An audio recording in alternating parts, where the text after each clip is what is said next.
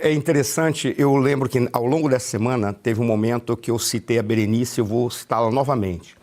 Ela matou a charada de um processo quando ela acrescentou uma coisa muito simples.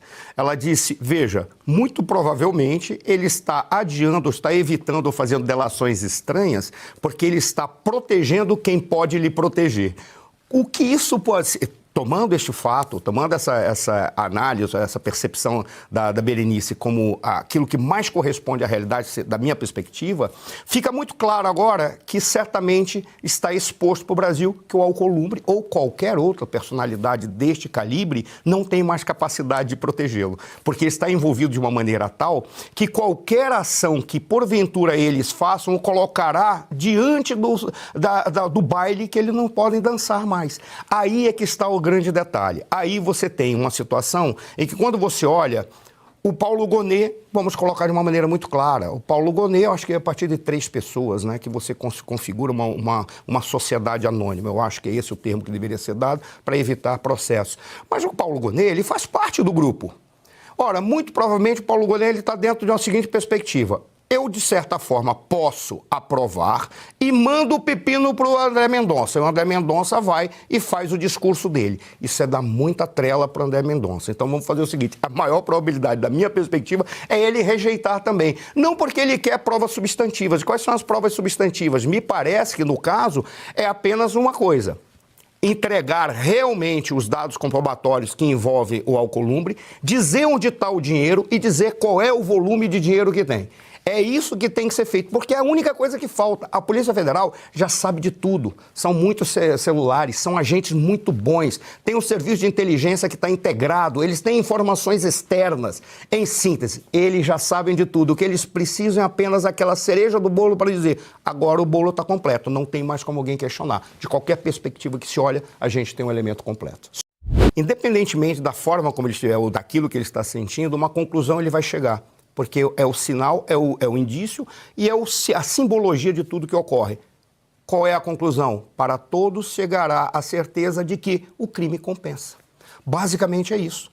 Todos chegarão à conclusão de que neste Brasil, com esta máquina, com esse sistema político, com essa forma de trabalhar, a única solução para você ficar bem na vida é cometer crimes. Porque cedo ou tarde você será inocentado. O ex-governador da Bahia, que hoje trabalha para o governo, ele, por exemplo, ele poderá, após encerrar sua carreira como político, ele poderá trabalhar como headhunter. É o cara que mais indicou indivíduos para receber recursos do Vorcaro e para trabalhar, um recebia 1 milhão por mês, outro recebia 300 mil por mês, e aí sim ia. Ora, essa é a conclusão que se chega. Infelizmente, os valores que estão sendo apresentados para a sociedade é de que não vale a pena trabalhar. É isso que está significando todo esse conjunto de elementos. Por qual razão? Porque eles estão saindo beneficiados, queira ou não queira. Porque ir para domiciliar, independentemente das questões técnicas jurídicas, a única coisa que ficou claro para a sociedade brasileira acerca do sistema jurídico brasileiro é que ele não funciona e que a nossa estrutura, o arcabouço jurídico está contraditório e não presta. É essa a conclusão que nós chegamos. Quando você chega numa situação como essa, uma conclusão como essa, no que você investe? Nas relações de poder e descobrir a forma de alcançar um patamar em que ninguém te toque, mas você pode se sobrepor a todo mundo. Isso não é uma sociedade. É interessante o que ambos falaram, contempla a totalidade dos problemas que nós estamos vivendo nesse momento quando diz respeito à questão da Constituição e quando diz respeito das ações que estão ocorrendo no Congresso Nacional. Mas é interessante, eu tinha 20 e poucos anos, Daniel, 22 anos, quando saiu a Constituição, eu li aquilo lá, eu fazia filosofia e estava começando meus trabalhos em ciência política. Eu li aquilo lá e disse, isso aqui, com todo respeito, eu não vou ter a elegância da Guta de dizer que é apenas uma excrescência, ela foi muito elegante. Eu vou usar, não tão chulo, mas não vou ser chulo, mas vou dizer, é um lixo. Ninguém consegue perceber que o sistema político que está sendo inventado aqui é aí eu vou usar o termo da Guta, é uma excrescência. Agora, pior do que essa excrescência definida pelo sistema político, nós temos exatamente essas coisas que são colocadas numa Constituição que deveriam dizer respeito a uma lei ordinária que não tem nada a ver, que são questões de governo. Aí você tem esta coisa que é colocar a jornada de trabalho como algo constitucional. O que você faz? Você coloca o Congresso para trabalhar com coisas que não dizem respeito a eles, que é fazer reformas constantes na Constituição. Ora, aí você para ver e faz a seguinte pergunta. Afinal de contas, o que está ocorrendo no Congresso Nacional neste momento? Razão pela qual o Hugo Mota pautou e está dando andamento a esse projeto de lei do Lula. Para começar, esse projeto de lei é inconstitucional, já que nós estamos tratando dessa Constituição, que é uma bizarrice. Ele é inconstitucional, porque se está na Constituição a questão da jornada de trabalho, só pode ser feito por causa de uma PEC. Por qual razão ele colocou isso? Porque ele queria que, pelo regime de urgência, travasse tudo. Aí o que faz o Hugo Mota? Essa é a jogada estratégica. Não, peraí. Já que o Alcolumbre está trazendo problema para o meu painho, que o meu painho está me apoiando, o meu pai biológico, a ser senador no meu estado, então eu vou fazer o seguinte, eu vou pautar uma coisa inconstitucional para travar todo o processo no Legislativo e assim eu obrigo o Alcolumbre, que agora está sob crivo de estar sendo acusado de corrupção, para que ele dê andamento a algo e consiga aprovar ou não esta porcaria que é esse projeto 6x1 e o Alcolumbre está querendo enfrentar o governo. Isso é o ápice da imundície contra a sociedade brasileira. Desculpa eu estar me exaltando, porque vai além da análise. Aí eu falo como cidadão. Isso é uma imundície que mostra que nenhum deles está preocupado nem com a jornada, nem com o povo, nem com o trabalho, nem com questão qualquer que seja para organizar o Brasil. Eles estão preocupados apenas com essa briguinha de poder entre eles. E o Mota está dizendo assim, painho, estou beijando sua mão porque você está apoiando o meu painho.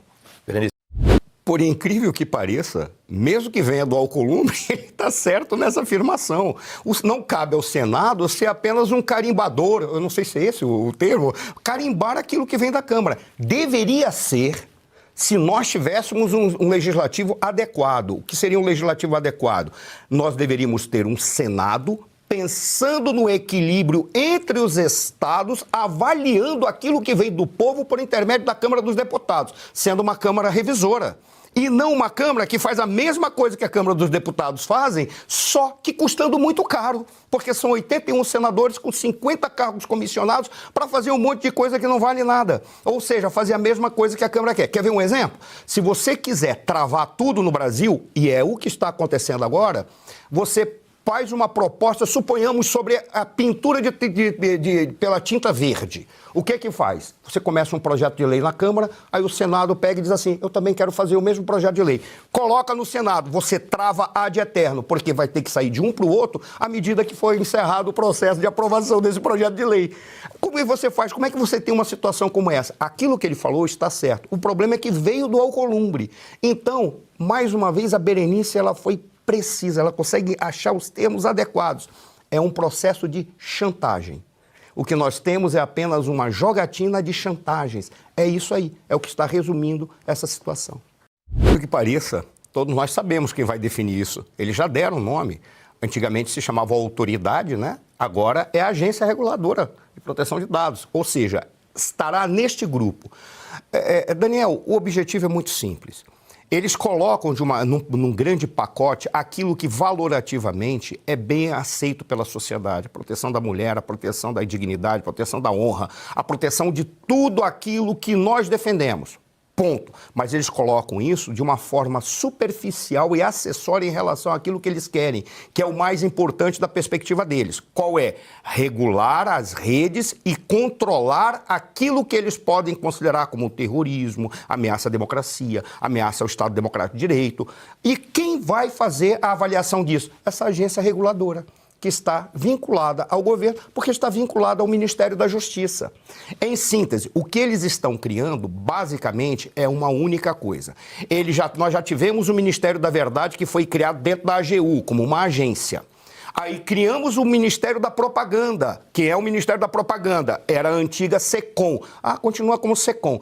Seria a Secretaria de Comunicação se tivesse a função de informar a sociedade daquilo que são as políticas públicas que tem que ter efeito imediato e a sociedade tem que avisar, como vacina, onde vai ocorrer, não para estar fazendo propaganda do governo. Agora, eles estão criando o Ministério da Censura, que é essa agência vinculada exclusivamente ao Ministério da Justiça. Eles estão criando 3 pilares para configurar um Estado totalitário. Centralizado em Brasília, vão controlar a segurança pública, vão separar a segurança pública para criar um órgão específico que seria o Ministério do Interior nas grandes ditaduras.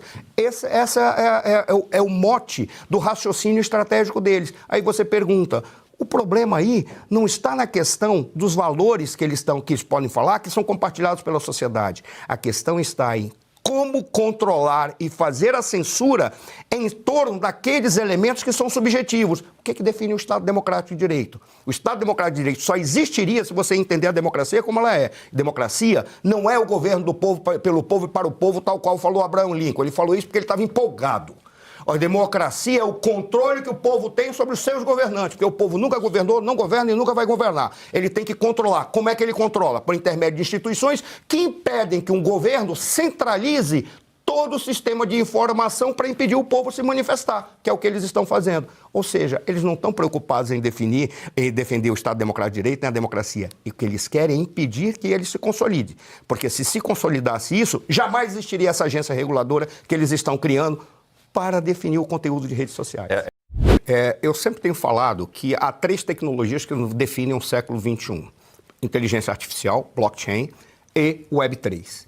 O que eles estão fazendo, além de todas essas bizarrices, aberrações, tal qual o professor Marcelo Monteiro apresentou, é impedir o desenvolvimento, a evolução ou estagnar a possibilidade que a Web3 possa ter amplitude no Brasil. O que seria a Web3 rapidamente?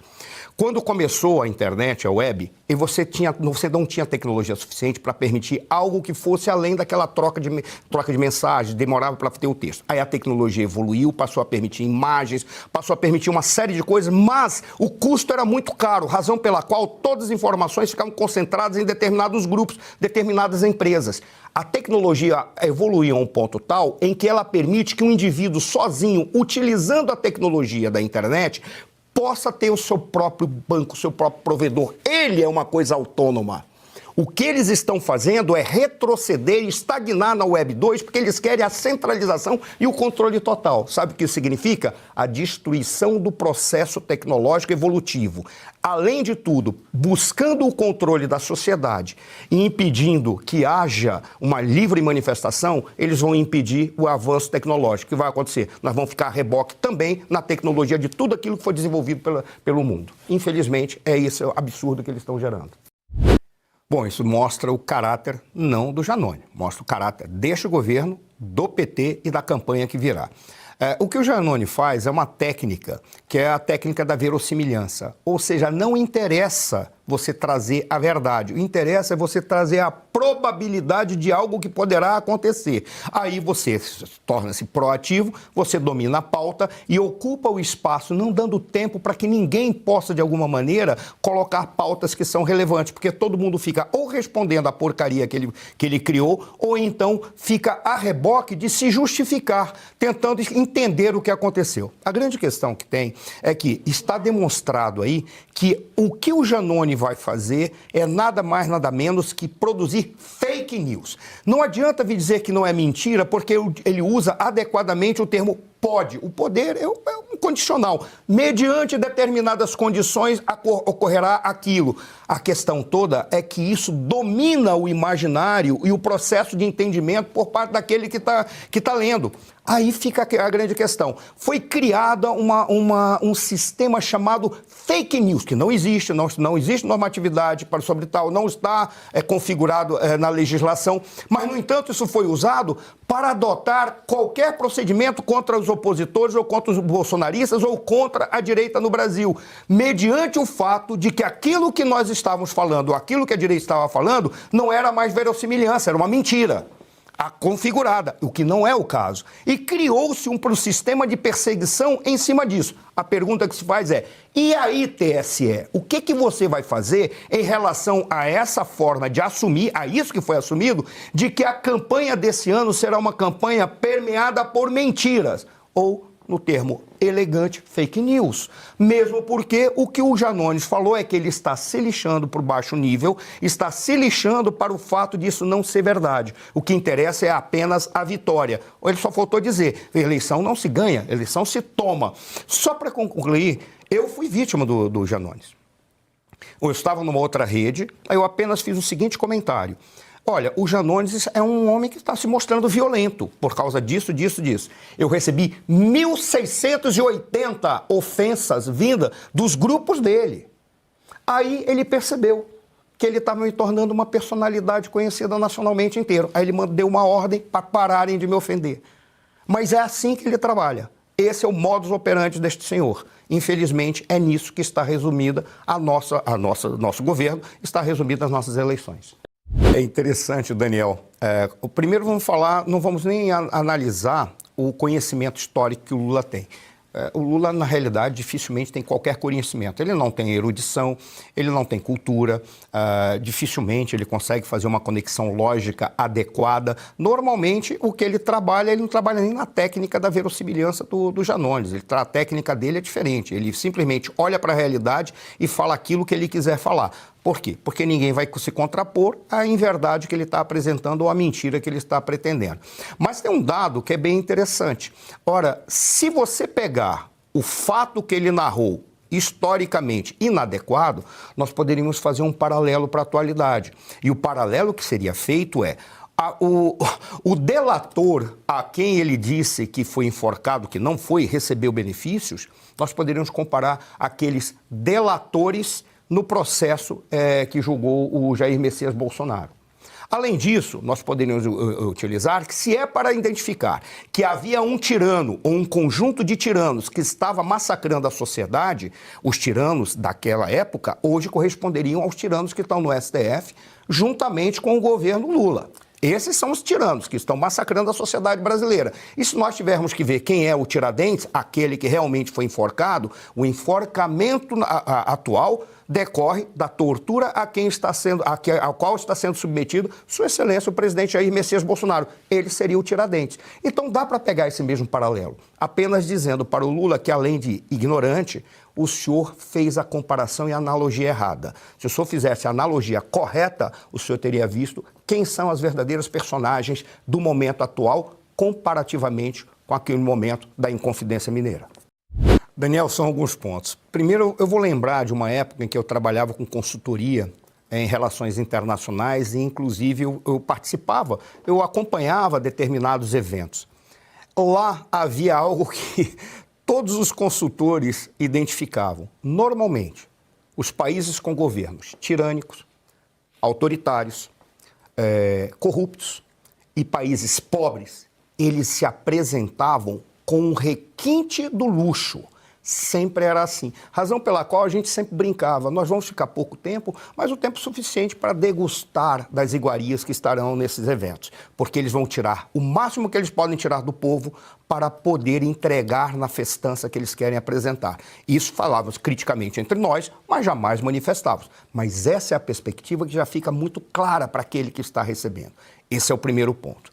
Segundo ponto, o Lula vai lá para o G7 tentando, de alguma maneira, duas coisas. Se mostrar importante porque participa de um clube daqueles que são os mais relevantes e tentar, como penetra, fazer uma segunda reunião com o Trump, imaginando que isso pode gerar fotos. Não que vai gerar resultados, mas gerar fotos para a sua narrativa de que ele está negociando com o Trump a redução das tarifas ou o que quer que seja. Me parece que ele vai fracassar nas duas coisas.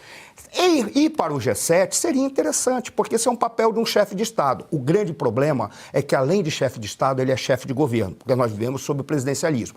E há um conjunto de problemas que nós estamos vivendo no Brasil que exigem mais a presença de um chefe de governo do que o desfile de um chefe de Estado. O que mostra que ele está errado em todos os sentidos, em todas as dimensões. Está se apresentando como um tirano, ou como um chefe de Estado de um governo de um país pobre, está se apresentando como um penetra, tentando buscar fotos para uma narrativa política, o que mostra que é ineficaz, não tem eficiência nenhuma no que ele está fazendo.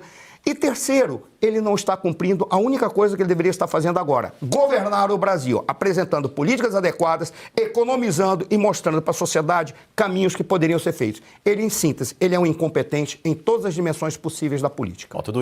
Eu não sei não, mas eu tô apostando no empate. O Brasil tem tradição de começar empatando nas Copas. Algumas ele fez, foi maravilhoso, mas eu estou apostando no empate. E eu até mesmo porque quando teve o último amistoso, todo mundo comemorou os 6 gols. A minha pergunta é como é que o Brasil toma 2 gols do Panamá? Pelo amor de Deus, não é possível. E aí eu só vou fazer um comentário da Guta. A Guta está fazendo uma tripla homenagem para ver como ela é precisa e elegante. Ela está homenageando o Brasil, ok, mas com o verde esmeraldino está homenageando a Sociedade Esportiva Palmeiras, a grande nação que tem uma seleção de verdade, e o verde da Casa de Bragança. Só tem bom gosto. Olha, hora de trabalho é para trabalhar. Mesmo no caso aí de você encontrar que nós estamos num momento especial, é muito curioso, Daniel, porque só o Brasil consegue ter a ideia de que o momento da diversão ele deve permear toda a conduta do cidadão. Pô, não é bem isso. Nós não vivemos uma sociedade hedonista. Para você ter uma sociedade hedonista, hedonista é uma sociedade do prazer, né? Para você ter isso, você tem que ter uma sociedade avançada, educada, desenvolvida, uma economia pujante, uma economia que realmente esteja funcionando e muita riqueza. Talvez só Liechtenstein, eu tenho a impressão, teria direito a fazer isso. Porque lá em Liechtenstein o negócio funciona tão bem que os indivíduos não precisam nem trabalhar. É o povo mais rico que tem no mundo. Não à toa, é um principado. É interessante que a comunicação é que aprova a greve por salários atrasados. Eu vou te falar do fundo do coração, Daniel. É uma situação tão bizarra que você consegue ter que simplesmente, dentro do Supremo, aquilo que está sendo veiculado para o Brasil inteiro está sendo feito mediante uma exploração daquele trabalhador. Essa é a mensagem que se passa. E aí, eles tentam dizer de alguma forma que nós vamos fazer uma greve porque aquilo que eles estão fazendo está sendo configurado dentro de uma determinada exploração.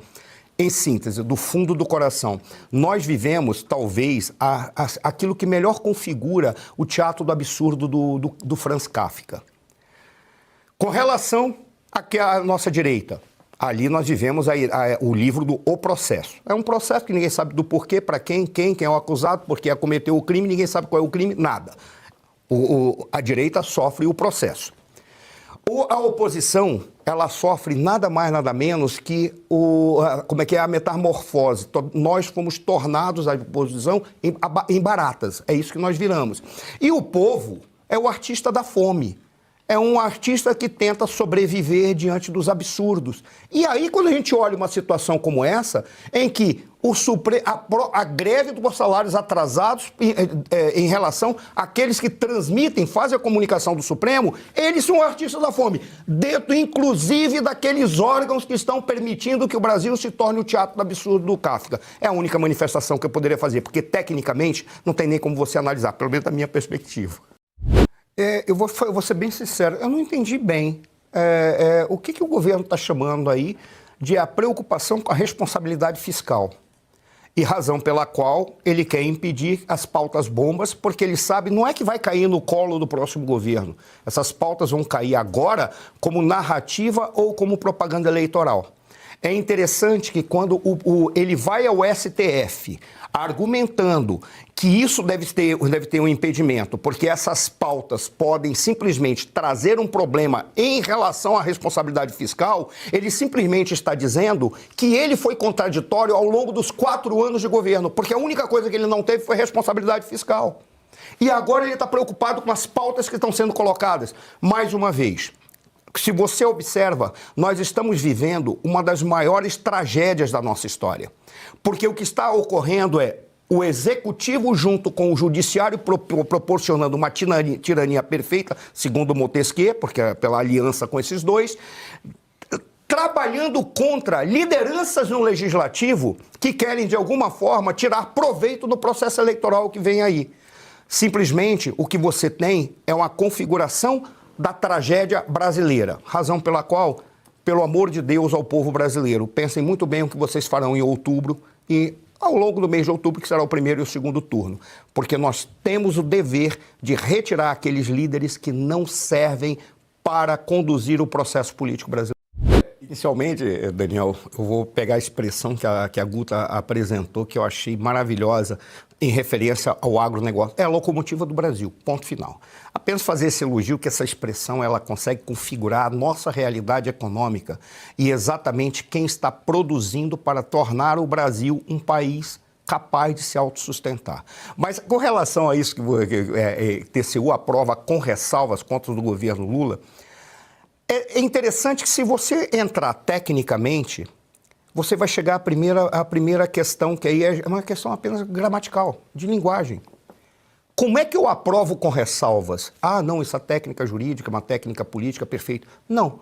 O que está dizendo aí é que aprovei porque estou tentando, de alguma forma, passear e dar as mãos para o governo. Porque as ressalvas que foram apresentadas aí, ou tecnicamente elas demonstram que há uma espécie, eu não vou dizer que não há uma pedalagem, eu não sei se está tendo uma pedalada aí, não teria que entrar em alguns outros detalhes, mas não apenas está demonstrando que o governo não pode ter essas contas aprovadas, ou então que eles simplesmente estão ignorando que não há como aprovar essas contas. Por qual razão? Porque estão sendo escondidos um conjunto de elementos que demonstram que as contas não batem. Não bateram em 2025 e certamente não baterão em 2026.